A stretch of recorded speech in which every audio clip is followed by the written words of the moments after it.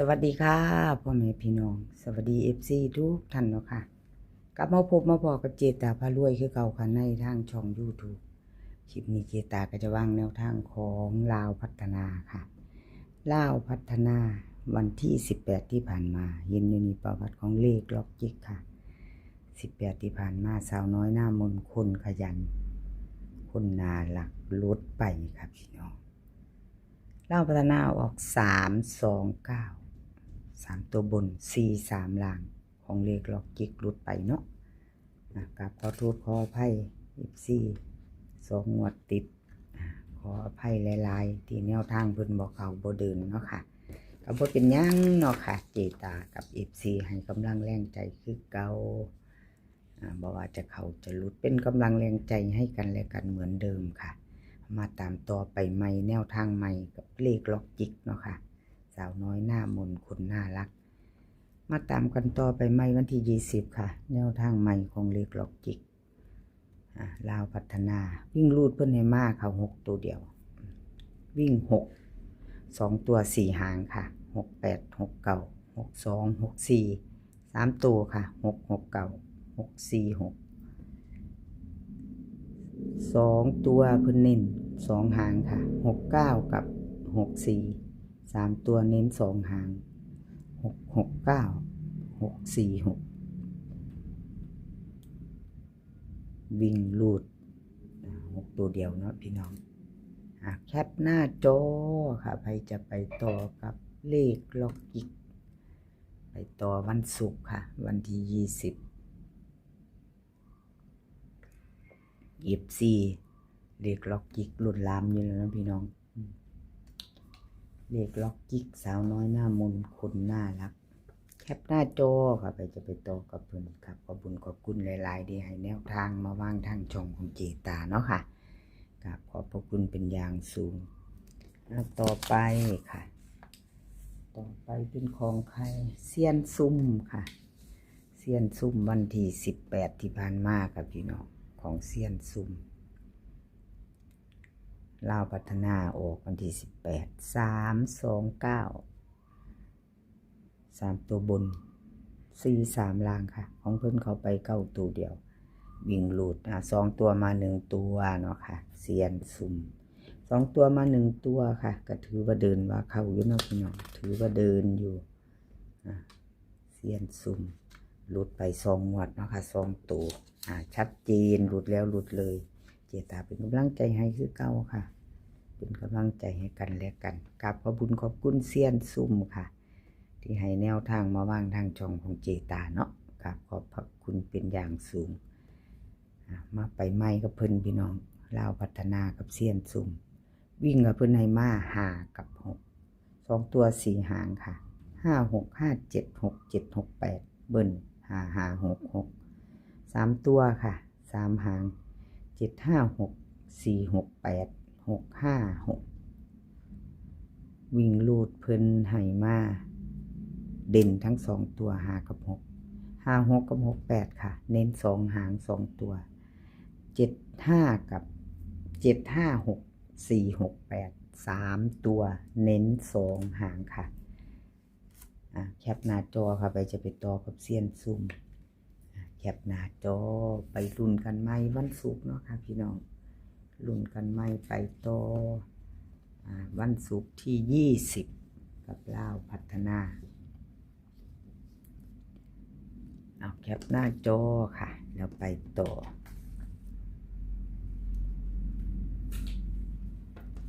เป็นของเซียนหนุ่ม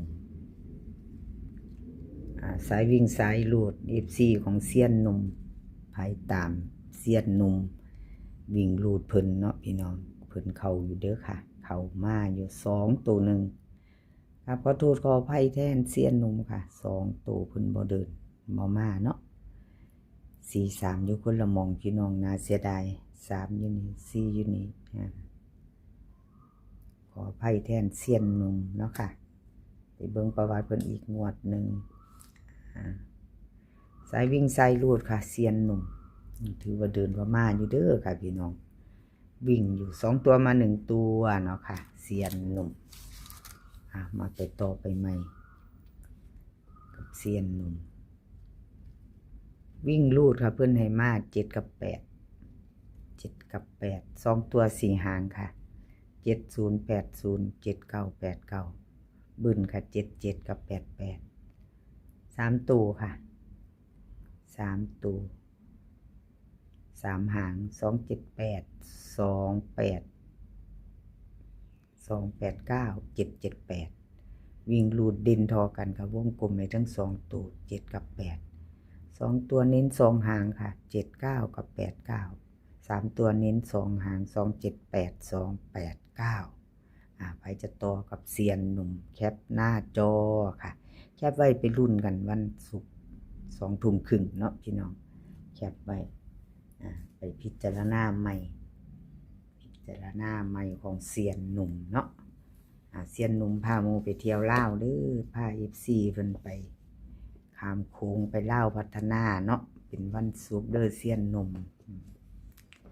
ไปต่อค่ะครับขอบคุณเซียนหนุ่มหลายๆค่ะที่ให้แนวทางมาว่างทางช่องของเจตากราบขอบพระคุณเป็นอย่างสูงค่ะไปต่อกับภูผาพาปังค่ะภูผาพาปังลาวพัฒนาออกวันที่18ค่ะ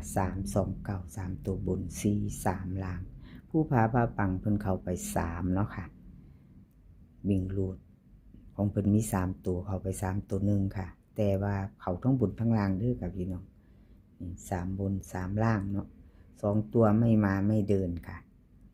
บ่มาบอกเขาขอโทษขออภัยแทนเพิ่นมาไปต่อเบิ่งอีก1 งวดสายวิ่งสายหลุดยังบ่หลุดครับพี่น้องของเพิ่นยังเดินอยู่2 ตัวมา1 ตัวเนาะค่ะภูผาพาปัง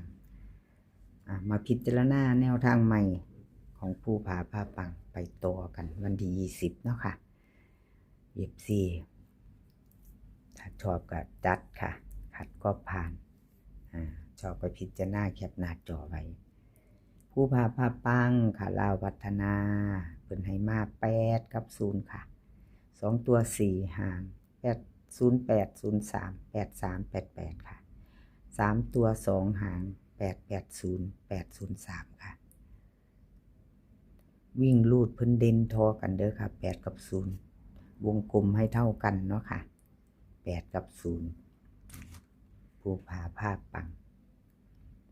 ใครจะต่อกับเพิ่นก็เตรียมแคปหน้าจอเนาะค่ะเตรียมแคปหน้าจอไว้ถ้าไปต่อเด่นค่ะเน้นเด่น8 กับ 0วงกลมไปทั้ง2 ตัวเน้น2 ตัว2 หางค่ะ08 กับ 03 3 ตัวค่ะเน้น3 ตัวเพิ่นมี2 หางค่ะพี่น้องเพิ่นก็เน้นให้ถึง2 หาง880แล้วก็803ค่ะ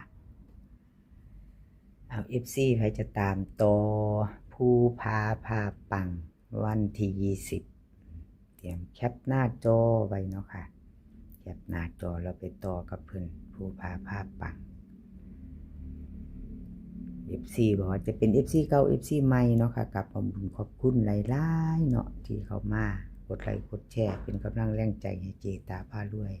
กับขอบพระคุณเป็นอย่างสูงค่ะไปติดตามต่อกับแคปหน้าจอเนาะFC ใหม่ถ้าเพิ่งผ่านก็ไม่เห็นเด้อพี่น้อง FC ใหม่เผื่อไม่เห็นเป็นครั้งแรกเนาะเป็นครั้งแรกยังบ่ทันกดติดตามถ้าชอบแนวทางเดียวกันค่ะแนวทางลาวพัฒนาทางช่องของเจตาพารวยยังบอกกดติดตามก็กดติดตามไว้ค่ะกดติดตามไว้แล้วก็อย่าลืมกดกระดิ่งแจ้งเตือนไว้พร้อมเจตาลงปุ๊บก็จะได้เห็นปั๊บค่ะกระดิ่งแจ้งเตือนกดไว้เนาะค่ะถ้าชอบกดติดตามแล้วก็กดกระดิ่งแจ้งเตือนเนาะFC ใหม่เนาะค่ะกับขอบคุณทุกท่านทุกคนที่เข้ามารับชมรับฟังเนาะค่ะขอให้โชคดีกับลาวพัฒนา2 ทุ่มครึ่งวันที่20เป็นวันศุกร์เนาะค่ะโชคดีกันทุกคนมื้อนี้ขอให้มีความสุขขอสุขภาพร่างกายแข็งแรงเดินทางไปไสก็ขอปลอดภัยค่ะ เดินทางไปขอให้มีโชคกลับมาขอให้มีชัยคลิปหน้าพ่อกันไหมคลิปนี้ก็สวัสดีค่ะ